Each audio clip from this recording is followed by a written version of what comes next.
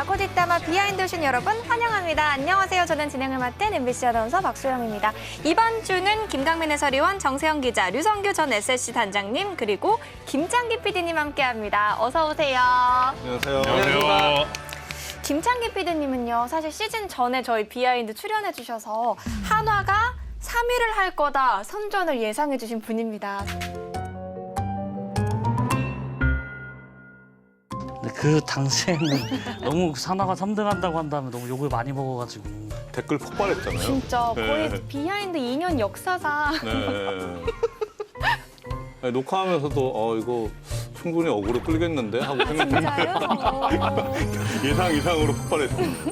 올해 2등으로 끝나서 진짜 정말 기분이 좋았고 또 제 명예도 회복된 것 같아서 그래서 일정 부분 하나이글스한테 도움을 받은 것 같아서 기분 좋습니다. 자청에서 나오신 거예요? 오늘? 전반기 결산 때 한번 제안이 있었는데 네. 제가 그때는 아직 그 악플들의 그 악플들의 그 생각에서 벗어나지 못해가지고 그때는 한번 고사를 했어요. 근데 지금은 조금 하나이글스 어제 포스트 시즌 승리하기도 했고 멘탈을 회복해서 나올 수 있었습니다. 위원님도 2주 만에 나와주셨는데 지난주에 이 자리에 안현민 선수가 또 왔었거든요. 그러니까요. 원래 이 딱 그림이 저 안현민 이렇게 있었어야 되는데 저 상당히 아쉬웠어요. 안현민 선수가 그 다음 날 이제 훈련하는데 네. 프런트가 이제 물어봤을 거야. 어제 녹화 잘했냐. 아. 그런데 녹화 잘했다, 재밌었다라고 하면서 김정민 의원을 못 만난 게 아쉽다라고. 그리고 또 프런트에도 그 얘기를 했다고 하더라고요. 저 하고 싶은 말 많았는데 뭐 팬이다 뭐 해설위원의 입장이 아니고 그냥 팬 입장에서 정말 보고 싶었다. 사석에서 만나고 싶었다. 공도 가지고 오려고 했었다. 사인 받으려고. 두 분의 사랑이 이루어지기를 저희 비하인드가 기원하도록 하겠고요. 이번 주는 어떤 이야기 나눌지 비하인드 이슈로 만나보시죠.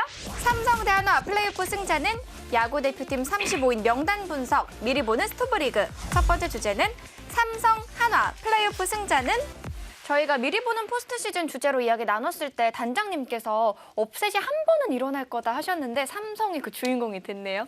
네, 한 번 이상 있을 것 같다라고 정확한 워딩은 그거예요. 한 번 이상이라고 하셨었나요? 한 번 이상은 한 번 포함한 거잖아요. 한 번일 수도 있고 두 번일 수도 있는데 약간 지금 뉘앙스가 네.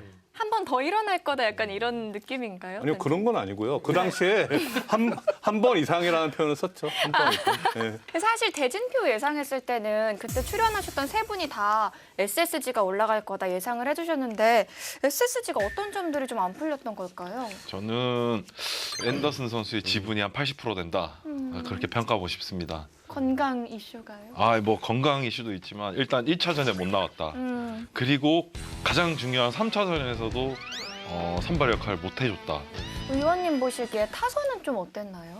아니, 타선은 사실 저는 크게 기대는 안 했어요. 기대를 안. 아니 크게 막 이렇게 막 폭발적인 타격을 보여줄 거라는 예상은 사실은 안 했어요. 그냥 포인트마다 그 핵심이 되는 선수가 한 방씩 때려줄 거다 정도로 계산을 했었고 하지만 이 선발진이 이제 무너진 게 전 가장 컸다고 봐요. 취재진들 사이에서도 이 장염이 지배한 시리즈다 이런 말이 나올 정도로 앤더슨 선수의 장염이 큰 변수였어요. SSG 선발진 중에 5이닝 이상 던진 선수는 김강현 선수가 유일했습니다. 그 정도로 선발에 부담이 갔고 또 화이트 선수가 1차전 중책을 맡았는데 아무래도 이 첫 경기의 중압감을 이겨내지 못하면서 선발 싸움에서 완전 밀리니까 특히 단기전은 이 선발이 지배하는 선발 투수 노름이란 말까지 있을 정도로 선발 투수가 중요한데 SS는 그게 되지 못했습니다. 근데 듣고 보니까 이게 약간 장염도 그렇고 비가 와가지고 좀 삼성의 휴식일이 계속 생겼잖아요. 약간 우주의 기운이 지금 삼성을 향해 있는 게 아닌가. 네, 그렇죠. 지금 보면은 비가 오면서 중간중간에 쉬었잖아요. 네. 그 밑에서 올라가는 팀 입장에서는 아무래도 좀 수월해지죠. 유리해지죠. 김창기 PD님은 또 하나 팬의 입장에서 내심 어느 팀이 올라오길 좀 바라고 계셨나요? 사실은 상대 전적으로 보면 SSG나 삼성이나 하나 상대로 5할 승리를 했잖아요. 그래서 사실은 누가 올라오든 어려운 상대들이라고 생각을 했는데 이제 SSG 같은 경우는 마지막 경기에서 너무 커다란 임팩트를 줬기 때문에 그 기억 때문에 좀 껄끄러울 것 같다. 그래서 오히려 삼성이 올라오는 편이 하나가 상대하기에는 좋지 않을까 생각했는데 또 이 타선의 기세를 보니까 둘 다 만만치 않은 상대인 것 같아요. 지금 돌아봤을 때. 결국 그 결과 삼성과 한화가 만났죠. 지난주에 플레이오프 시리즈가 시작이 됐는데 양 팀이 1승 1패씩 주고받았습니다. 저도 2차전 현장에 리포팅 갔다 왔는데 혹시 보셨나요? 네, 봤습니다. 완전 다른 분이에요. 지금 변신하셨어요. 오늘이었잖아요. 네. 락한 줄 알았어요. 네, 가죽 잠바. 모 위원님이 오토바이 타고 하려고 하셨는데 거기에서 이제 진짜 조그만 어린이도 비하인드 팬이라고 보고 네. 있다고 해서 너무 저는 감동받았거든요. 야구장 밖에도 진짜 많은 분들이 유니폼을 입고 모여 계시더라고요. 그라운드가 확실히 보이는 건 아닌데 그 분위기를 느낄 수 있는. 맞아요. 네. 그래서 저는 와 진짜 이 사랑이 엄청나구나 이런 생각이 들었습니다. 한화가 그 이번 시리즈를 앞두고 엄청 많이 준비를 했더라고요. 음. 특히 1차전 같은 경우에는 우위를 준비했어요. 오. 우위와 그 담요 세트를 줬는데 그래서 경기장이 진짜 주황색으로 이렇게 물든 모습 이런 게 좀 감명 깊었고요. 이 7년 만에 가을 야구를 하는 데 있어서 팬들에게 이렇게 좀 많은 선물을 드리고 싶었다 이런 얘기를 좀 했습니다. 이게 또 예매도 그렇게 치열했다고 하던데. 저도 실제로 저희 가족들 표를 좀 구해보려고 예매를 시도했는데요.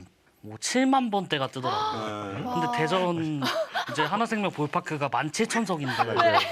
한 명당 4장씩 살 수 있어요. 아. 한 계정당. 그러면 4,000번대 뭐 이때 끝나는 와. 건데 정말 너무 많은 분들이 많이 염원하고 있던 가을 야구가 아니었나. 아니 이게 진짜 1, 2차전이 사실 폰세 선수, 아이스 선수가 등판하면서 많은 한화 팬분들이 진짜 기대를 많이 하셨을 텐데 투수전을 예상했지만 두 선수 모두 좋지 못했잖아요. 이제 위원님, 단장님 어떻게 보셨나요? 아 저는 와이스 선수 오늘 투구하는 걸로 봤는데 몸쪽 공략을 못한다라는 생각을 조금 했어요.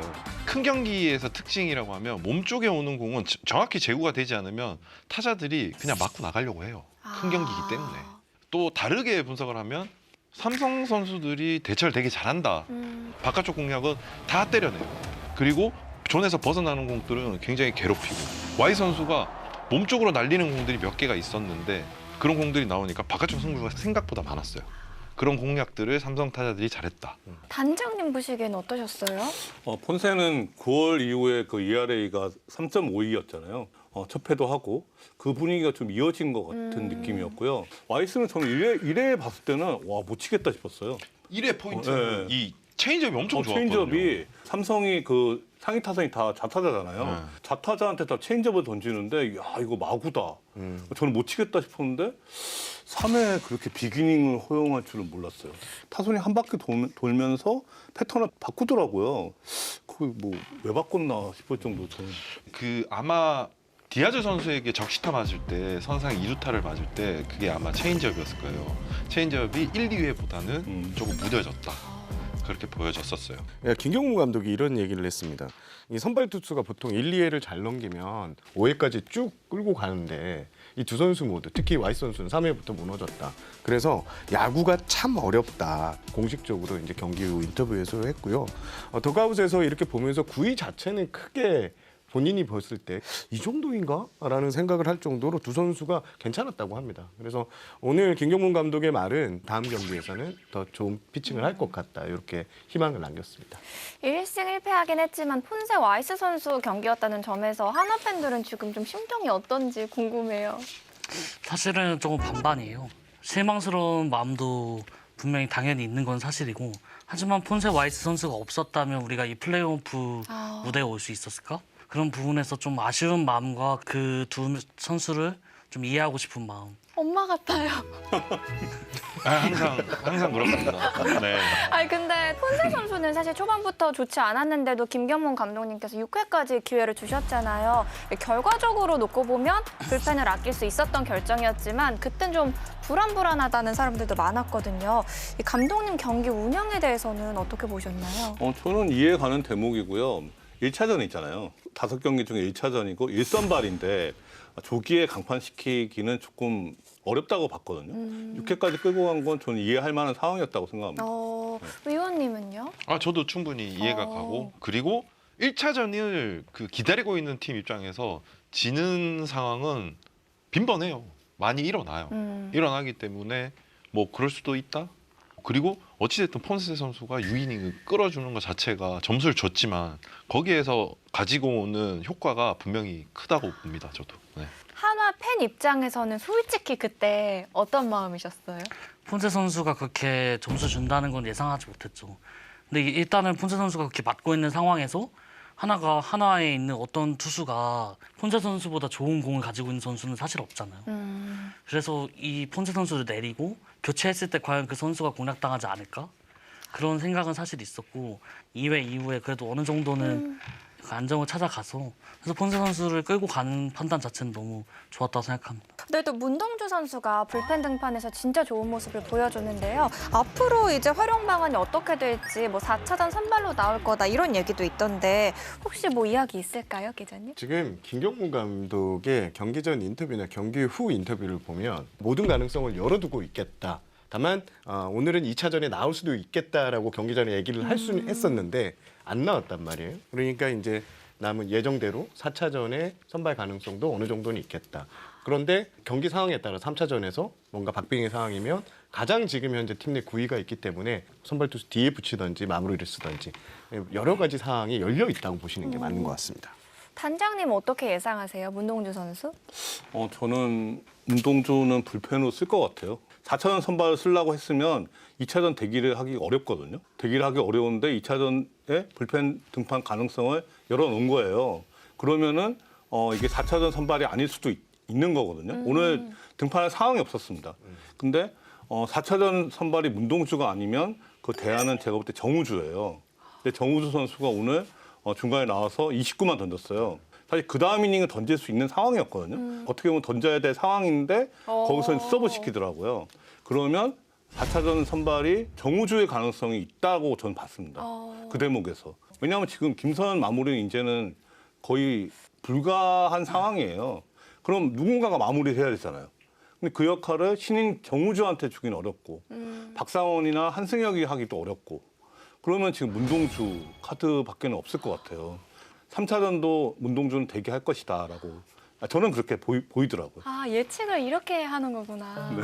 근데 결과는 다 틀리던데. 아, 그렇지. 그러면 하나 찐팬이신 PD님은 어떻게 보세요? 예를 들어 3차전에 지게 된다면 4차전은 문동주를 포함해서 모든 선수들을 다 대기시켜서 그게 정말 짧은 이닝 전력 투구로 한 3이닝 정도로 끊어가는 오프너로도 쓸 수 있지 않을까. 그렇게 하고 5차전도 불펜으로 나올 수가 있잖아요. 그러면 그런 전략을 또 활용해 볼 수 있지 않을까 생각합니다. 이게 김사현 선수 아까 단장님이 말씀해 주셨지만 정규 시즌 마지막 등판에서의 그 트라우마를 완벽하게 회복하진 못한 모습이었거든요. 이 점에서도 하나 입장에선 고민이 좀 될 것 같아요. 네, 저도 고민이 좀 될 것 같아요. 근데 김서현 선수 최대 장점이라고 하면 좀 와일드함이거든요. 근데 저는 그 와일드함이 안 보였어요. 사실상 스트라이크를 던져야 돼라는 느낌이 좀 많이 받아서 변화구에서 안타도 많이 맞았었고 바깥쪽 공략에서도 홈런도 맞았었고 그런 부분에서 김서현 선수는 이 우타자한테 몸쪽으로 파고드는 이 테일링이 걸린 이 패스트볼이 정말 큰 무기거든요. 근데 이제 타자들이 워낙에 몸쪽으로 오는 공은 붙어서 뭔가를 제스처도 취하고 이렇게 하니까 그런 공들이 좀 살기가 힘든 지금 상황인 것 같아요. 상황 자체가. 기자님 보시기에는 이제 김사현 선수 마무리 또 등판할까요? 김경문 감독의 선택인데 과거의 김경문 감독을 보면요, 약간 이 명분 그다음에 이제 본인이 한번 정해놓은 이 플랜을 잘 안 바꾸세요. 한번 세팅해내놓은 걸 크게 안 흔드는데 그냥 지금 객관적인 상황을 봤을 때는 단장님 말씀하신 것처럼 김세현이 지금 마무리 나오면 안 될 것 같습니다. 지금 저는 솔직한 심정. 감독님도 인터뷰하는 거를 좀 보면은 어느 정도 보인다고 생각하거든요. 김경원 감독 스타일이면 김서현을 마무리로 쓸 가능성이 1이라도 있으면 멘트를 어떻게 보면 김서현 마무리로 계속 얘기를 했을 것 같아요. 근데 인터뷰를 보면은 김서현을 마무리로 안 쓸 것 같아요. 거의 배제한 상황. 김서현을 앞으로 어떻게 살려야 될지 고민한다. 뭐 이런 얘기 그리고 정규 시즌하고 다르다. 이런 표현이 나왔다는 거죠. 그러면은 저는 김서현 마무리는 좀 어렵다. 사실 지금 상황에서 대안은 문동주밖에 없지 않냐 이거죠. 진짜 다른 대안이 하나가 더 있다면 오늘 경기 봤을 때 주연상 괜찮더라고요. 근데 주연상을 마무리로 쓸 수 있겠냐 이거죠. 사실. 그러니까 저는 문동주 카드밖에는 없을 것 같습니다. 김창기 PD님은 어떻게 생각하세요? 1차전 마무리를 결국 김범수 선수가 나와서 했잖아요. 근데 항상 한화이글스의 마무리 계보는 다 저한 투수였다. 구대성 그리고 잠시 뛰었던 토마스 선수, 그리고 정우람 선수, 그 뒤에는 김범수가 할 수도 있지 않나. 어제 던지는 거 보니까 의외로 정우람 선수의 모습이 좀 겹쳐 보였어요. 위원님 이거에 대해서 어떻게 생각하세요? 김범수 선수 커브가 되게 좋아 보였어요. 저는. 첫날. 네, 첫날 마무리 뒤에 나와서 마무리하기 되게 힘들어요. 쉽지 않아요. 분위기 자체가 그런 상황이었는데 그 커브 구종이 어마어마하게 좋다라는 느낌을 받았고 더군다나 이 삼성의 셔터 라인이 강하니까 그렇게 할 수는 있다라고 생각은 하지만 마무리로 또 쓸까라는 생각은 좀 약간 물음표. 네, 가 있어요. 근데 PD님 표정은 완전히 이제 신뢰하는 표정이신데요? 믿기 쉽지 않죠. 항상 그- 김범수 항상 1위 1비 하시는 분이라.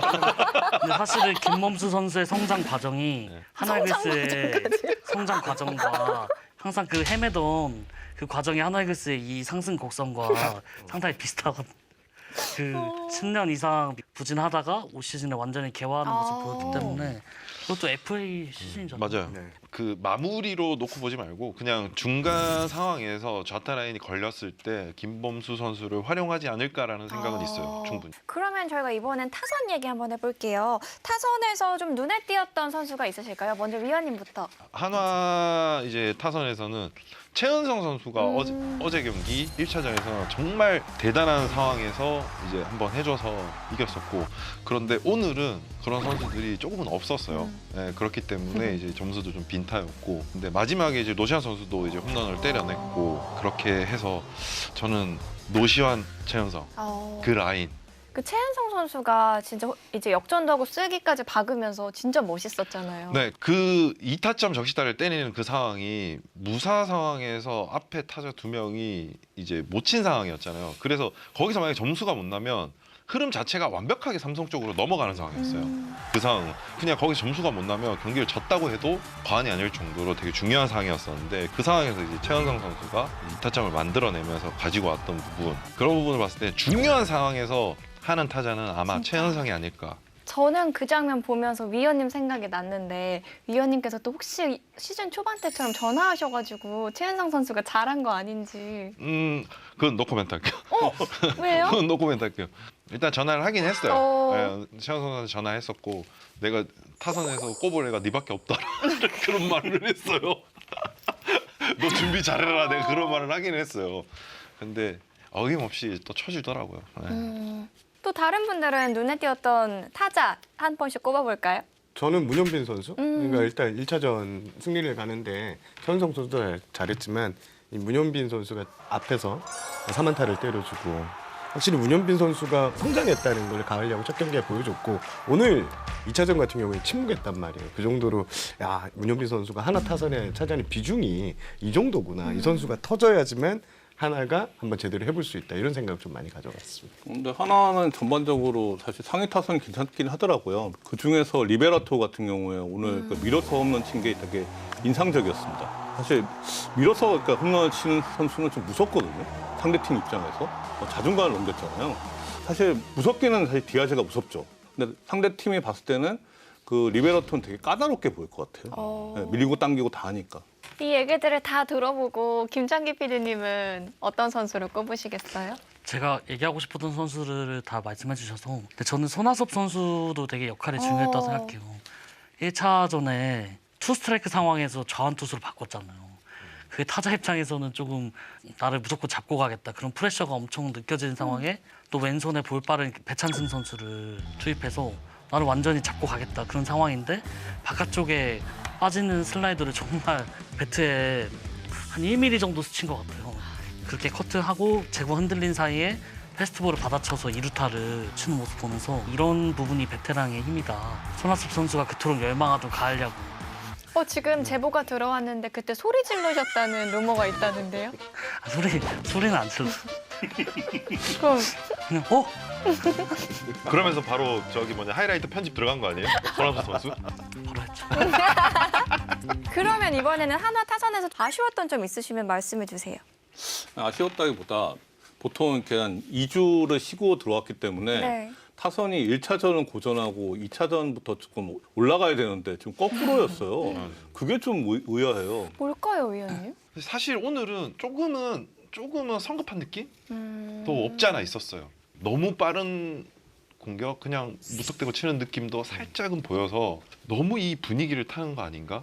그리고 삼성 같은 경우는요. 1, 2차전 모두 타선의 활약이 좋았는데요. 위원님의 뒤를 이을 가을 남자 한 선수 꼽아본다면 누가 있을까요? 저는 김영웅 선수. 와, 김영웅 선수는 오늘 2차전도 그렇고 1차전도 그렇고 너무 좋은 활약 보여주더라고요. 단장님께서는 어떤 선수 꼽으시겠어요? 지금 저도 김영웅이라고 생각했는데 김영웅 선수가 작년에 가을 야구 잘했잖아요. 올해는 정규 시즌 좀 부진했는데 가을에서는 좀 잘하고 있어요. 가을에 강한 남자 같은 생각이 드는데 빼면 아무래도 디아즈 아닐까요? 디아즈가 지난해에도 그 포스트 시즌 강했는데 올해도 지금 잘하고 있습니다. 가을에 강한 좀 중요한 승부처에 강하더라고요. 158타점이 그냥 나온 게 아닌가. 그러면 김창기 PD님께는 이렇게 여쭤볼게요. 경계 대상 1호는 누구였나요? 근데 사실 이 게임을 해보니까 디아즈 선수보다도 그 앞에 출루해주는 그 1, 2번 김재찬, 김성현 선수가 정말 그 압박감이 너무 프레셔가 너무 강하더라고요. 단타 하나에도 3루까지 가버리니까 단숨에 스코어링 포지션이 만들어지고 그 뒤에 이제 디아즈 선수가 나와서 최소한 외야 플라이는 가볍게 쳐줄 수 있는 선수니까 너무 큰 압박을 느껴지더라고요. 김지선 선수가 왜 이렇게 자주 타석에 나오는 것 같아요? 그래서 사실상 오늘 같은 경우에는 이 2차전 같은 경우에는 유지혁 선수 네, 나와서 포볼로 출루하고 김지찬, 김성현 선수가 만들어주니까 투수가 도망갈 수가 없어요. 디아즈, 김영우 선수한테 그냥 딱 걸려요, 그냥. 근데 거기서 또 두 명이서 또 해결을 해주니까 그럼 이보다 더 좋을 수는 없는 거죠. 근데 이제 여기서 저는 조금 아쉬웠던 게 구자욱 선수가 조금 더 활약을 해줄 것 같다고 생각을 했었는데 왜 좀 아쉬웠을까요? 아, 그 타선에 있는 선수들이 다 잘 칠 수는 없어요. 근데 저는 그래도 구자욱 선수가 잘 해내고 있고 베테랑답게 잘 대처한다라고 느끼는 게 어찌됐든 1차전에서도 1-3루 상황에서 안타를 만들진 못했지만 희생플라이를 쳤고 그리고 2차전에서도 만루 상황에서 어찌됐든 동점타를 만들어냈잖아요. 저는 그 부분이 뒷타자에게는 엄청난 큰 도움이에요. 네, 그런 부분에서 저는 잘 해주고 있다고 봅니다. 네. 한화는 이제 믿고 있었던 원투펀치가 좀 좋지 않았던 반면에 삼성 같은 경우는 최원태 선수가 준 플레이오프에 이어서 또 한 번 가을 남자의 그런 모습을 보여주고 있는데 원조 가을 남자로서 어떠셨어요? 아, 최원태 선수 준 플레이오프 1차전이죠. 그때의 이제 구종 중에 포인트는 전 체인지업이라고 봤거든요. 그 체인지업으로 많은 삼진을 만들어냈고 범타도 만들어냈어요. 근데 2차전에서는 이 체인지업보다 패스트볼이 구위가 너무 좋았어요. 체인지업이 안 되니까 그 강민호 선수하고 그때 중간에 한번 타임하는 경우가 있었는데 그 이후부터는 변화구 컨트롤이 안 되니까 그때는 정말 구위로 승부하더라고요. 네, 오늘 뭐 평균적인 구속 자체가 위로 올라가 있었어요. 그리고 구위 자체도 어마어마하게 좋았었고. 김창기 PD님은 최원태 선수 어떻게 보셨어요? 뭐 솔직히 평가하자면 정말 얄밉게 잘 던져요. 요리조리 범타 유도를 할 수 있는 공들을 잘 던지고 하나 타선이 그렇게 아까 위원님 말씀하신 것처럼 빠른 카운트에 나오는 걸 보고 범타 유도할 수 있는 공들을 적재적소에 잘 던지더라고요. 그래서 최원태 선수가 이런 선수인데 왜 정규 시즌에 좀 부진했지? 뭐 이런 생각이 들 정도로 앞으로 이 포스트 시즌이 최원태 선수 인생에도 좀 터닝 포인트일 것 같아요. 좀 투구의 답을 찾은 게 아닌가. 저도 오늘 던지는 거 보면서 이렇게 구위가 좋았었나? 생각이 들 정도로 오늘은 다른 투수였어요. 최원태 선수가 구위가 한참 좋을 때 가장 많이 듣는 말이 돌직구 얘기를 많이 들었어요. 타자들한테 물어보면 최원태 선수가 잘 던진 날은 꼭 진짜 돌멩이를 치는 것 같다는 그런 표현을 많이 썼는데 2차전이 바로 그런 게 아닌가 싶습니다. 하지만 1차전에 나왔던 가라비토 선수가 좋지 않았던 점이 또 좀 우려가 될 것 같은데 사실 한화한테 굉장히 강했던 투수잖아요. 뭐가 그렇습니다. 좀 문제였을까요? 내부에서 이제 경기 끝나고 나서 이야기를 좀 들었을 때 좀 많이 서두른다는 느낌을 많이 좀 본인의 이제 평소 패턴대로가 아닌 이제 큰 경기, 중압감 이런 거에 대한 좀 다소 부담을 좀 느꼈다라는 뉘앙스가 안에서 나오긴 했습니다. 또 2차전 승리를 가져가긴 했지만 삼성 입장에서는 김세윤 선수가 조금 불안할 수 있을 것 같은데 오늘 약간 구속이 조금 떨어졌어요. 보면 김재훈 선수는 희한하게 2kg, 3kg의 차이예요. 요 차이가 오늘은 조금 떨어졌더라고요. 이게 좀 며칠 쉬어서 그런 건지 원래 불펜 투수들은 좀 오래 쉬면은 구위가 좀 떨어지는 경우가 있거든요. 3일 쉬어서 좀 구위가 좀 떨어졌나 싶더라고요. 삼성 불펜이 진짜 많이 나왔는데 눈에 띄는 선수가 있었나요? 이호성 선수가 볼이 굉장히 좋더라고요. 어제도 나와서 일단 두 타자 상대까지는 굉장히 좋았잖아요. 그래서 이호성 선수는 오늘 경기도 그렇고 충분히 타이트한 상황에서도 하나 오른손 타자들 한두 타자 정도는 막아줄 수 있는 그런 선수라 생각합니다. 그러니까 이 어린 불펜들 단장님은 어떻게 보셨나요? 오늘 지금 정우도 잘 던졌고 배찬승도 어제 1차전에 부진하긴 했지만 그래도 이렇게 맞은 거잖아요. 사실 저는 그거는 괜찮다고 봅니다. 맞아서 이렇게 크니까 선수들이. 아, 피하는 것보다. 네. 이렇게 보통 보면 이 선수가 쫄고 있구나 이런 느낌을 안 주잖아요. 배찬승은 그냥 막 던지잖아요. 근데 그런 게 좀 마음에 듭니다. 혹시 또 그 외에 삼성에 우려되는 부분이 있으실까요? 가장 큰 변수는 제가 볼 때는 원태인이에요. 원태인 선수가 지금 정상적으로 나올 것이냐. 이게 1차전 끝나고 원태인 선수가 3차전에 못 나온다는 얘기가 나오더라고요. 그때 이제 준 플레이오프에서 비가 와갖고 몸을 2번 푼 게 그게 조금 데미지가 있다라고 하잖아요. 근데 그런 상황이기 때문에 지금 이렇게 얘기가 나오면 4차전도 못 나올 수 있는 거죠. 일단 오늘 뭐 박진만 감독은 몸 상태에는 이상이 없다라고 했습니다. 근데 좀 지켜보셔야 될 것 같은데요. 일단 아까 단장님 말씀하신 대로 두 번에 이제 비 37분 연기됐을 때 그때 뭔가 약간 좀 뭐가 있었는 것 같아요. 근데 지금 비가 또 하루 연기되면서 충분히 회복할 수 있는 시간을 벌었기 때문에 4차전에는 저는 나올 것 같다 이렇게 보고 싶습니다. 지금 이렇게 양 팀이 1승 1패씩 가져간 상황에서 내일이면 3차전이 이제 열리는데요. 선발로는 류현진 선수, 후라도 선수가 등판한다고 예정이 돼 있죠? 네, 그렇습니다. 류현진 선수를 만나서 오늘 기자들이 이제 얘기를 듣는데 어느 때보다 좀 자신감이 좀 차 있는 모습. 그리고 정규 리그에서도 잘 던졌지만 조금 아쉬움이 좀 남았던 모습이 있나 봐요. 그래서 이번 포스트 시즌에 좀 책임감을 갖고 이렇게 던지겠다 이런 얘기를 했고요.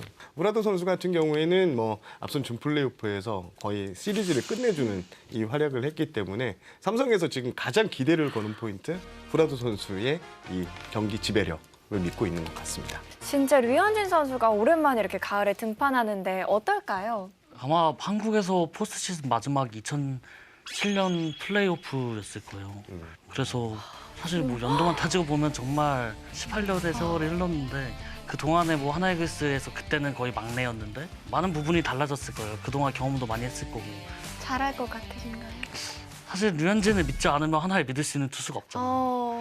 코칭 스태프들도 류현진 선수가 제 몫을 다 해줄 거라고 믿고 있을 겁니다. 하나가 2차전에선 타선의 활약이 좀 아쉬웠는데 이제 후라도를 상대하잖아요. 어떨까요?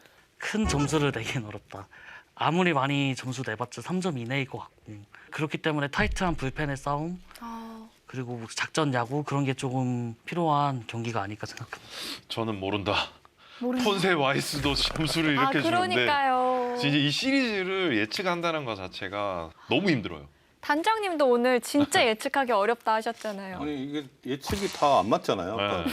당연히 투수전이라고 생각했는데 타격전이고 2차전 들어가기 전에는 하나가 1차전에서 타격감이 좋았으니까 2차전 이어질 거라고 생각했는데 뚝 떨어지고 그러니까 전혀 예상이 안 되는 거죠. 그러니까 지금 후라도가 하나전에 정규 시즌 때는 극강이었거든요. 그러니까 ERA가 0.64였으니까 이건 거의 못 치는 투수예요. 게다가 지금 6위를 쉬었어요. 충분히 쉬고 들어오기 때문에 당연히 후라도가 그렇게 극강의 모습을 보일 것이라고 예상은 되지만 알 수 없다. 예, 그러니까 이래는 잘 안 되더라고요. 어. 예, 보면. 그러면 1, 2차전을 우리가 봤으니까 3차전에서 양 팀은 어떤 점을 보완해야겠다 하는 것들 한 번씩 이야기해 볼게요. 이것도 사실 삼성은 지금 작전에서 성공한 적이 희생번트 성공한 게 딱 한 번 있었어요.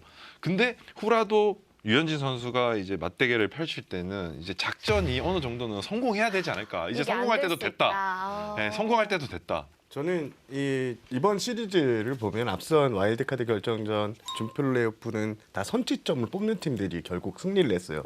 근데 앞선 지금 1, 2차전까지는 선취점을 오. 뽑는 팀들이 다 졌단 말이에요. 네. 근데 3차전부터는 후라도, 류현진 이 극강의 에이스들이 이제 붙으니까 선취점을 뽑는 팀이 좀 유리하지 않을까, 좀 관전 포인트가 될 것 같긴 합니다. 단장님 의견 궁금한데요. 저는 투수 교체가 키가 될 것 같아요. 뭐 유현진이나 후라도 같은 선수가 분명히 좋은 투수긴 하지만 6, 7에 던진다고 보고 그 다음에 이제 어떻게 투수 운영을 하느냐. 그리고 이게 6, 7에 던진다는 것도 그냥 일반적인 예측이지 또 그 앞에서 강판될 수도 있는 거고 결국에는 투수 운영이 되게 키더라고요. 이번 포스트 시즌을 보니까. 그래서 저는 투수 교체, 불펜 운영이 상당히 중요할 것 같다라고 생각합니다. 제가 좀 삼성 경기 봤을 때는 구자욱 선수를 조금 뒤로 조정해줘도 괜찮지 않을까 그런 생각도 사실은 조금 있어요. 뭐 한 5번이나 6번 정도로 조정해주는 것도 괜찮지 않을까. 그리고 제 생각에는 박병호 선수가 있잖아요, 삼성에.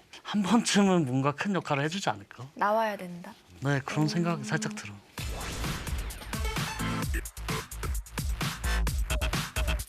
그러면 양 팀의 키플레이어 한 번씩 뽑아주세요.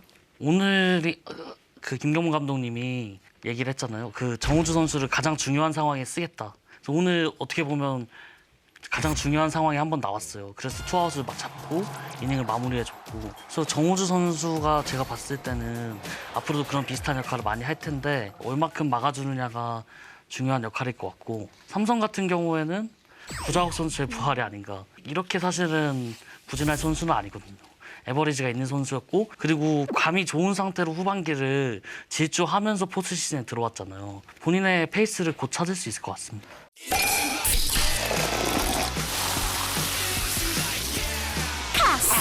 구자욱 선수 타순 조정 위원님은 좀 어떻게 생각하시는지. 아마 근데 타순 조정은 없을 것 같아요. 제가 판단할 때는 특히나 이제 지금 잘 나가고 있잖아요. 아마 그대로 나오지 않을까라는 생각을 해요. 하위 타순에서 우타 이제 스페셜리스트 정도, 뭐 이성규 선수나 김원고 선수, 박병호 선수 이 세 명 있잖아요. 이 세 명의 선수들 중에 한 명이 이제 라인업에 이름을 올리지 않을까. 그 정도까지는 예상할 수 있을 것 같아요. 네, 그러면 이제 두 팀 중에 어느 팀이 한국 시리즈에 진출할지 저희가 예측을 한번 해보려고 하는데요. 몇 승 몇 패로 어느 팀이 올라갈지 예상해봤습니다. 만나보시죠.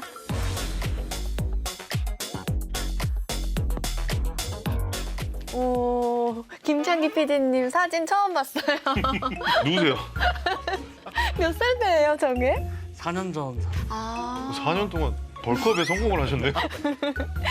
사실 이 승부 예측이 중요한 이유가요. 그동안 와이어 투 와이어로 외쳤던 회장님이 방심한 사이에 김강민 의원님이 1위를 치고 올라와가지고 지금 선두를 달리고 계세요. 지금 아무도 모르게 조용히 진짜 야금야금 조용하게. 따라와서 저는 격차가 상당할 줄 알고 여유 있게 물어봤는데 역전됐다는 진짜. 이 말을 듣고 좌절이 그렇기 때문에 이번 주 승부 예측이 정말 중요해진 건데요. 한번 이유를 한 번씩 들어볼게요. 먼저 위원님부터. 1승 1패를 나눠 가졌잖아요. 근데 제가 판단할 때는 3차전이 이제 누가 올라가느냐 분수령이 될 것 같아요. 먼저 2승을 하는 사람이 굉장히 유리하거든요. 하는 팀이. 근데 그래서 유현진 선수에게 그냥 한 표를 던진 거죠. 정세영 기자님은요? 3, 4차전이 홈에서 열립니다. 대구 홈에서 원투펀치가 아까 삼성이 자랑하는 원투펀치가 나온다는 점, 그런 점에서 저는 예측을 했는데 한입고 보니까 단장님하고 똑같이 예측을 해갖고 이거 어떡하지? 단장님의 기분이 이쪽으로 뜨는 순간 망했다 이거. 아, 그러고 보니까 소영 씨랑 저랑 저랑 예측이 똑같네요. 똑같네요. 단장님은 왜 저렇게 예측하셨어요? 라팍에 사는 것도 이렇게 생각했고요. 저는 원태인 선수가 4차전에 정상적으로 나올 거냐. 근데 오늘 감독 인터뷰에서 박지만 감독이 몸 상태는 이상이 없다라고 한 점을 제가 믿고 믿고 아까 못 믿는다 진짜. 그러니까 그걸 믿고 저는 그 약간 원태인 선수가 세모가 아닐까 지금 그 생각을 해서 저는 저렇게 예측했거든요. 현장에 갔다 오셨잖아요. 누구보다도 유리한 입장이잖아요. 네. 어, 네. 말을 해주세요. 아니, 말을 해주세요 지금. 저는 박지만 감독님 선글라스에 비친 제 모습밖에. 네. 저는 그래서 이 예측을 할 때 네. 저는 원태인 선수가 삼성에서는 가장 중요한 역할을 해야 된다라고 이야기를 했어요. 항상 그런 상황마다 원태인 선수가 다 승을 가지고 갔거든요. 그래서 원태인 선수가 이제 어찌됐든 3차전에 못 나온다. 이제 저도 딱 이렇게 네, 생각했어요. 하나가 조금 더 유리하지 않나. 1차전 끝나고 원태인 선수가 3차전도 못 나온다는 얘기가 있을 때 저는 쉽지 않겠구나. 하나가 거의 3대0 갈 수도 있겠다고 생각했는데 지금 삼성이 이겼어요. 그 흐름이 지금 라이언스 파크로 이렇게 옮겨가잖아요. 네. 그리고 원태인이 나올 수 있다. 그러면 좀 얘기가 다르다는 거죠. 그러니까 3차전은 프라도가 나와서 이기고 4차전 원태인이 나오면은 분위기 넘어가요. 분위기 넘어가고 거기다가 제가 볼 때는 원태인 나오면 바로 가라비토도 붙을 수 있거든요. 불펜에서. 그러면 뭐 이기지 않을까. 저는 그렇게 생각해 본 거죠. 그리고 또 저희 중에 유일하게 5차전까지 채워서 간다라고 예측해 주신 분이 김창기 PD님이시거든요. 류현진 선수가 뭐 1승 정도를 가져오고, 그 다음에 원태인 선수는 사실 공략하기 쉽지 않다고 생각하거든요. 그래서 원태인 선수가 4차전을 한다. 그럼 5차전에 다시 폰세가 좀 명예회복을 위해 등판해서 정말 에이스다운 모습 한번 보여줄 수도 있지 않을까. 근데 이 창기 PD 예측대로 만약 5차전 간다. 선수들도 되게 힘들어요. 5차전 가는 거는. 마지막 경기는 정말 너무나 힘들어하고. 근데 좋아하는 곳은 딱 한 군데 있다. 방송국? MBC는 좋아한다. 5차전 MBC 가 중계 5차전. MBC가 이제 5차전 중계 예정이다. LG도 허수연 좋아하죠. 총재님도 LG도 좋아하시고. 좋아하죠. LG도 좋아하고. LG도 좋아하고 총재님도 좋아하신다. 뭐 그 정도. 네, 저희 비하인드의 예측의 결과는 다음 주 방송을 통해 확인해 주시고요. 저희는 다음 주제로 넘어가 볼게요. 이번 주제입니다. 야구 대표팀 35인 명단 분석. 다음 달에 있을 평가전을 대비해서 35인 명단이 발표가 됐는데요. 함께 보면서 이야기 나눠보시죠.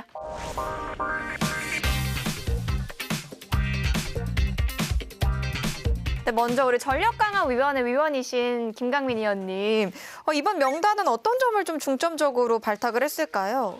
아무래도 WBC 경기에 이제 승선할 가능성이 높은 선수들을 발탁을 했고 국제대회 경험이 있는 선수들도 있고 좀 많이 없는 선수들도 있어요. 한번 경험해 볼 수 있는 그런 기회에서 뽑아진 선수들인 것 같습니다.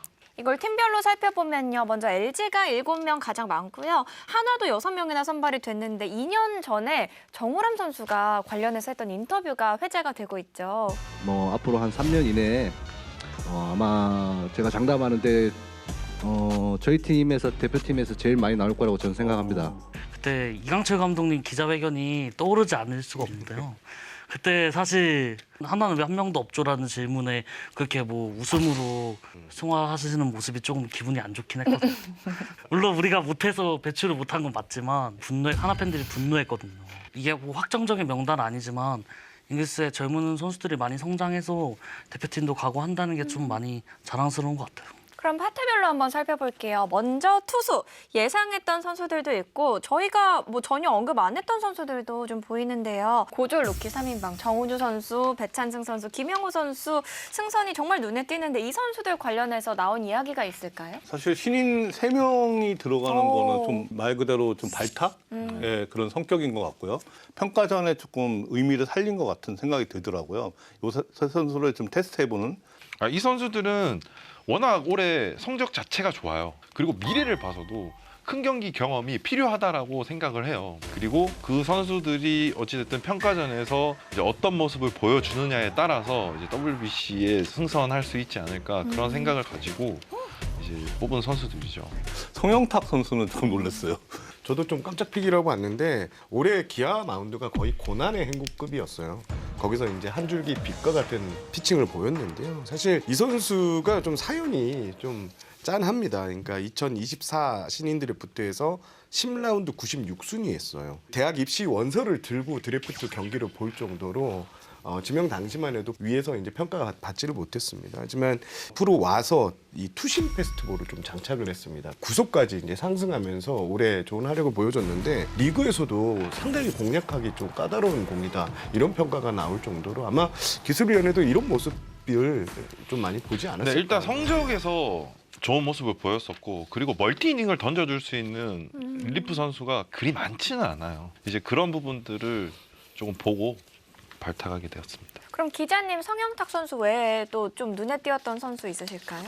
여기서 또 이민석 선수? 이민석 선수도 마찬가지예요. 예. 멀티로 이닝을 이제 끌어줄 수 있는 선수가 조금 생각보다 많이 필요해요. 특히나 이제 WBC 같은 경우에는 투구수 제한도 있고 이런 부분들 때문에 평가전에서도 그런 부분들을 사서 이제 발탁한 선수죠. 저는 김건우 선수 발탁도 조금 놀라웠다고 생각하고요. 근데 김건우 선수 이번에 포스트 시즌 던지는 거를 보니까 알을 깨고 나오고 있는 것 같아요. 그래서 국가대표에서 한번 기회를 받아서 던져보면 본인한테도 좋고 대한민국에 또 그런 왼손 선발 투수 하나 나올 수 있지 않을까. 원래는 이 제구력이 좀 안 됐었잖아요. 제구력이 안 돼서 조금 힘들지 않을까라고 생각을 했었는데 이제 뒤로 가서 너무나 좋았고 그리고 이제 이중 키킹으로 바뀌고 난 뒤에 너무 퍼포먼스가 좋았어요. 그 이후에 뭐 제구력이나 이런 모습들을 보여줘서 그래서 발탁했습니다.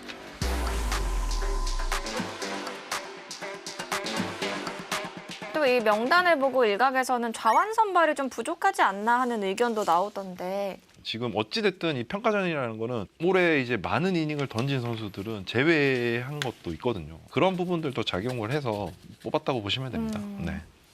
포수에서는 최재원 선수가 발탁이 되면서 화제를 모았잖아요. 김영준 선수가 빠져갖고 부상으로 그 자리가 이제 조용호 선수가 들어간 거고요. 뭐 박동원 선수는 뭐 계속 이게 메이드가 될 것 같고 양의지 아니면 최재원 아닌가라고 생각했는데 최재원 선수를 한번 보겠죠, 평가전에서. 그걸 보고 내년에 최종 엔트리에 반영하지 않을까 그렇게 생각합니다.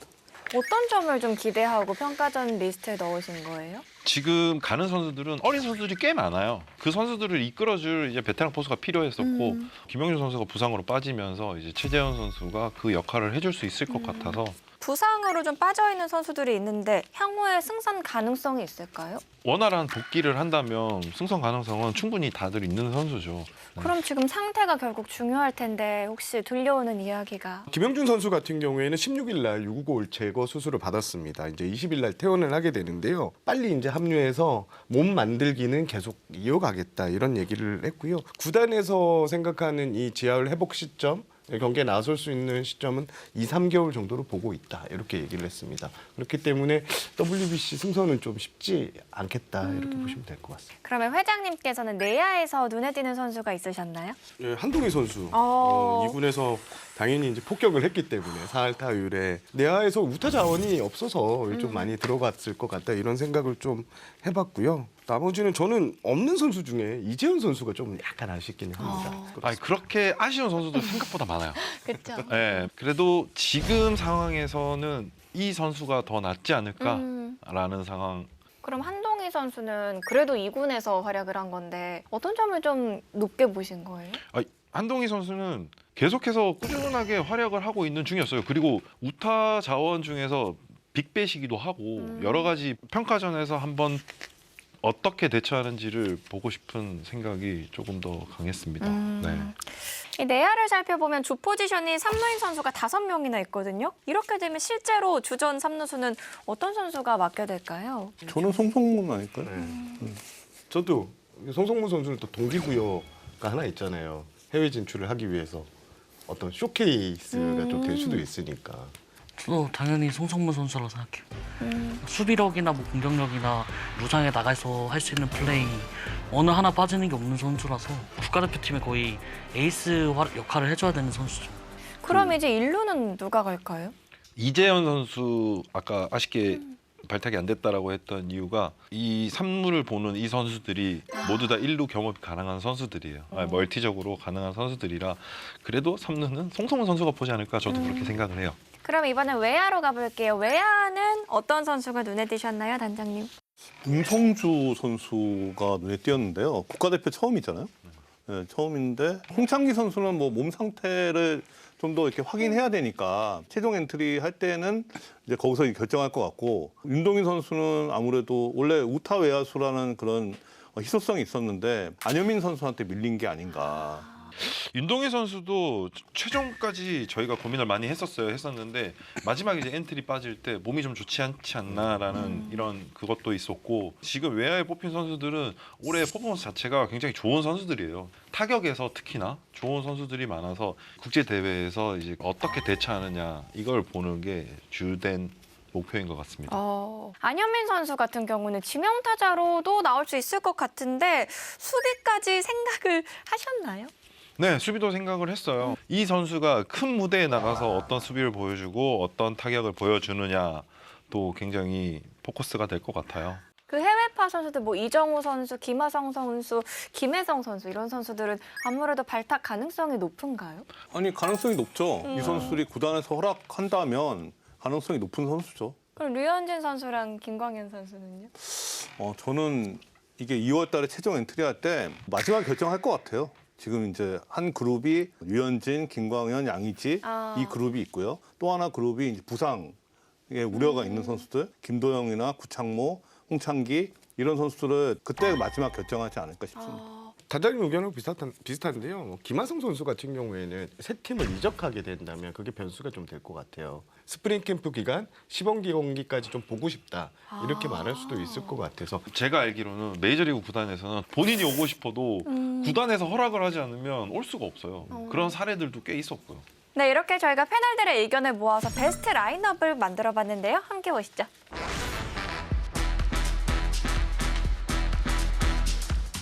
네, 다음 달 있을 평가전에서 어떤 선수들이 활약을 보여줄지 기대 많이 해주시고요. 저희는 다음 주제 넘어갈게요. 다음 주제입니다. 미리 보는 스토브리그. 네, 아직 가을 야구가 한창이긴 하지만 곧 있을 스토브리그에 대해서도 관심이 뜨거운데요. 감독부터 외국인 선수까지 함께 이야기 나눠볼 텐데요. 먼저 두산 차기 감독 면접을 봤다고 하는데 어떻게 진행되고 있나요? 두산은 추석 연휴가 끝난 뒤 공식 선임 절차에 들어갔었습니다. 최종 2명, 조성환 감독 대행 그리고 김원영 전 SSG 감독으로 이렇게 2파전으로 압축이 된 모양이고요.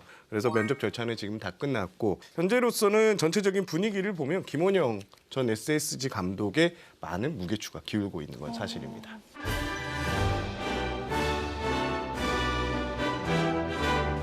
김원영 감독님은 어떤 점을 좀 중점적으로 받길래 좋은 평가를 받으셨나요? 투수진을 상당히 효율적으로 운영하는 모습을 좀 눈여겨본 것 같아요. SSG 시절에 세팅에서 관련해서 그러니까 끌고 가는 모습들. 특히 두산인 외국인 원투펀치가 만약에 교체가 되고 여기에 곽빈이라는 토종 에이스가 있고 불펜진도 봤을 때는 크게 나쁘지 않은 상황이거든요. 이런 요리 재료들을 정말 훌륭한 요리로 바꾸어 줄 수 있다. 이런 점에서 김원영 감독이 높게 평가받은 것 같고요. 뭐 선수단을 좀 휘어잡을 수 있는 카리스마도 상당히 중요한 요소가 된 것 같습니다. 카리스마 있으시다고 하는데 무서우신가요? 제가 어릴 때 굉장히 카리스마 있으셨죠. 말은 하지 않지만 그 아우라가 있는. 예. 두산이랑 그럼 잘 맞을까요? 저는 나쁘지 않다고 봅니다. 베테랑들이랑도 유대감 있게 지낼 수 있고 또 어린 선수들을 좀 이렇게 할 수도 있고 그렇다고 너무 무섭진 또 않다. 좋은데요, 그럼? 좋으니까 우승했겠죠. 그렇게 보면 되지 않나요? 네. 좀 감독으로서 장점이 우물쭈물하지 않아요. 네, 되게 결단력이 있어요. 투수 교체나 투수 운영의 여러 가지 면에서 저는 그 점을 되게 높게 봅니다. 고집은 좀 세시다가 그걸 또 네. 수용하는 편이라면서요. 그렇죠. 아니, 그러니까 처음에 들을 때는 막 이렇게 와닿지 않다가 생각을 해서 본인 생각을 좀 바꾸더라고요. 너무 좋으시다. 네. 그래도 와이어 투 와이어를 할 때 감독님이잖아요. 한 번쯤은 다시 KBO 리그에 들어와서 감독을 할 기회가 있어야 되지 않나? 생각은 하고 있었는데 이렇게 또 두산으로 가신다니까. 또 두산이 좋은 투수들이 많잖아요. 아직 그런 부분에서는 되게 적임자라고 생각이 듭니다.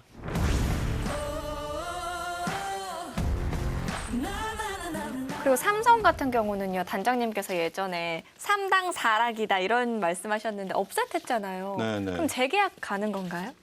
해야겠죠, 사실. 그러니까 사실 준 플레이오프에서 떨어졌으면 좀 애매했을 것 같아요. 지금은 어찌됐든 삼성이 1, 2차전에서 1승 1패로 대등하게 끌고 가서 대구까지 가고 있잖아요. 네. 저는 뭐 가능성이 높지 않을까 생각합니다. 내부에서는 그래도 지금 박진만 감독이 한 라운드를 또 통과하고 와일드카드 결정전을 위기에서 이겨내고 업셋을 한 번 했기 때문에 연장하지 않을 명분보다는 연장할 명분이 더 많습니다. 네, 그렇게 보시면 될 것 같습니다. 저는 가을 야구를 뭐 다 떠나서 박재만 감독이 처음 왔을 때 삼성과 지금 삼성은 큰 차이가 있다고 생각해요. 많은 그런 기둥들이 생겼고 그다음 이재환 선수, 김영호 선수 그리고 뭐 젊은 투수들이나 지금 훨씬 더 성장을 했고 그 기간 동안 성적도 내왔고 그런 부분에서 이 감독의 공을 생각하지 않을 수가 없다. 다른 것보다 저는 조금 높게 평가하는 부분은 삼성이 수비력이 완벽하게 강해졌다라는 거. 그 부분에 대해서는 아마 박진만 감독의 공이 있지 않을까. 또 LG는 염경엽 감독님의 재계약이 확정이 된 상태인데요. 발표를 한국 시리즈 이후로 미룬 거는 왜 그런 거예요? 일단 뭐 공식적인 명분은 한국 시리즈에 좀 더 집중하고 싶다 이런 얘기인 것 같고 결과가 이제 나오면 뭐 거기에 풍부함을 좀 더하고 싶어하는. 한국 시리즈 결과에 따라서 좀 세부 내용이 달라질 수 있는 건가요? 당연히 그럴 것 같아요. 사실 2022년에 한국 시리즈 5차전 들어가기 전에 그때 SSG가 김원영 감독 재계약을 발표했잖아요. 계약 규모는 그때 안 정했습니다. 우승하냐 준우승하느냐에 따라서 와. 금액이 달라지는 상황이었어요. LG도 마찬가지 아닐까 싶거든요. LG가 우승하냐 우승 못하냐에 따라서 당연히 계약 조건이 달라지겠죠. 네, 이번엔 외국인 선수 이야기 나눠볼게요. 먼저 롯데 레이에스 선수 가장 뜨거운 감자지 않을까요? 저는 롯데 분위기나 지금 흐름을 봤을 때 레이스 선수가 지금 탁월한 성적을 2년 연속 냈잖아요. 그래서 교체가 쉽지 않을 것이라고 봐요. 그리고 제가 모 스카우트한테 이제 좀 얘기를 들어봤는데 지금 타자는 이 레이스 선수 같은 유형 컨택 유형 타자가 좀 많다고 합니다. 그래서 뭐 오스틴이나 디아즈, 데이비슨 선수 같은 유형이 없대요. 이런 상황에서 롯데는 그냥 레이스를 안고 갈 것 같고요. 롯데구단의 공식 입장은 뭐 다각적으로 한번 살펴보겠다인데 쉽지 않을 것 같습니다. 저는 왜 레이스가 고민할 대상인지를 잘 모르겠어요. 이게 장타력 때문에 이런 얘기가 나오는 것 같은데 국내 타자로 어떻게 해결해야죠. 그러니까 한동희가 내년에 복귀하고 뭐 FA로 뭐 영입한다거나 그런 그 방법을 써야지 외국인 선수 바꾸는 건 상당히 좀 윗돌을 빼서 아랫돌을 개는 격이 아닌가. 레이스 선수 분명히 뭐 좋은 선수라고는 생각을 해요. 하지만 한 가지 좀 아쉬운 거는 지금 팀 내 최다 홈런 선수가 레이스 선수인데 뭐 10개 초반 정도를 치고 있잖아요. 그러면 다른 외국인 선수들하고 비교해 봤을 때 좀 장타에 대한 목마름이 있지 않을까. 근데 장타를 다른 선수들이 더 성장해가지고 단기간에 뭐 20개, 30개를 쳐줄 수 있을 만한 선수가 사실은 잘 안 보여요. 롯데 라인업에. 그러면 유일하게 할 수 있는 건 FA 영입 아니면 외국인 타자 교체인데 교체를 할 수도 있지 않을까. 그럼 만약에 교체가 된다면 한화에서는 하나는 센터 중견수 자원에 대한 지금 그 고민이 있어서 레이스 선수의 수비력을 감안했을 때 하나에는 좀 맞지 않는 핏이라고 생각하고 리베라토 선수는 만족하세요, 완전히? 사실은 좀 얘가 반반이었는데 포트 시즌 활약을 보니까 하는 게 맞다 무조건. 오. 근데 그럼 제가 질문할게요. 그 FA로 박혜민을 데려왔어요. 박혜민을 중견수로 쓰고 그러면 리베라토냐 레이스냐. 2%가 갈아탈 때 확실히 갈아타야 돼. 근데 저는 리베라토 리베라토 어디 보는데요? 라이트로 써.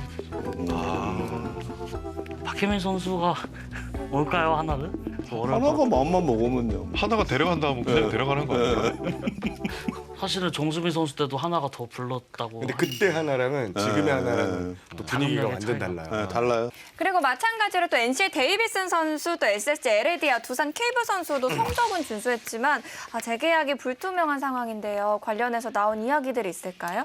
데이비슨 선수는 뭐 잔류가 뭐 기정사실화 된다고 좀 보고 싶습니다. 지금 NC에서도 이 정도의 거포형 타자를 외부에선 찾지 못한다고 판단을 하고 있고요. 그리고 케이브 선수 같은 경우에는 교체 가능성이 좀 높아 보이는데 변수는 이제 새 감독의 선택일 것 같아요. 사실 케이브 선수가 팀 내 리더로서 이런 역할을 또 많이 해줬단 말이에요. 그런 점에 새 감독이 어떤 평가를 하냐. 다만 두산이 찾고 있는 외국인 선수는 오스틴 유형입니다. 예, 그래서 교체 가능성이 어느 정도는 있다 이렇게 보고 싶고 에리디아 선수는 지금 이제 SSG가 준 플레이오프 끝나고 외국인 선수 구상에 대해서 여러 가지 이야기를 좀 나누고 있는 것 같아요. 그러니까 지금 들려오는 말은 뭐 더 높은 급 선수가 있으면 교체하겠다 이런 멘트를 딱 남겼습니다. 그러면 이 세 선수 중 LAD와 선수, 케이브 선수 그리고 데이비슨 선수 중에 재계약을 한다면 어떤 선수가 재계약할 수 있을까요? 저는 근데 데이비슨 선수인 것 같아요. 이거는 이 중에서는 가장 이제 거포형이고 구하기가 힘들잖아요. 그리고 거포형 타자들은 KBO 리그에 적응하기도 힘들어요. 쉽지 않아요. 그래서 데이비슨 선수가 가장 유력하지 않나 그렇게 보고 있습니다. 저도 똑같은 생각입니다. 세 명 중에서는 순서로 놓고 보면은 데이비슨, 에레디아, 케이브 아닐까 싶어요. 근데 사실 세 선수 다 재계약이 안 된다면 다른 구단에서 엄청 눈독 들일 텐데. 팀에 따라 다를 것 같아요. 그렇죠. 케이브 같은 선수 되게 좋은 선수인데 팀에서 생각하는 그 유형이 오스틴이면 안 맞는 거고. 그럼 한화에서는 어떤 선수 좀 눈독 들일까요, 이 중에? 하나는 아무래도 데이비슨 선수 아닐까요? 장타에 대한 갈증이 있고. 근데 1루와 지명타자 슬롯을 주면서 데이비슨 선수가 들어온다면 타선에 엄청난 플러스가 될 것 같습니다.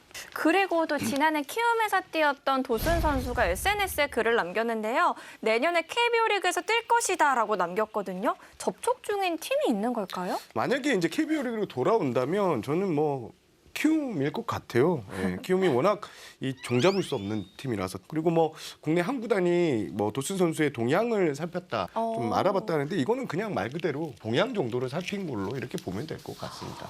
저도 그냥 블러핑 아닐까 싶은. 그리고 투수 중에서는요. 기아의 올러 선수 그리고 KT 헤이수스 선수가 조금 고민이 될 것 같은데 어떻게들 생각하시는지 고 스탑으로 한번 이번에는 얘기해 볼게요. 올러는 고 헤이수스는 스탑일 것 같아요.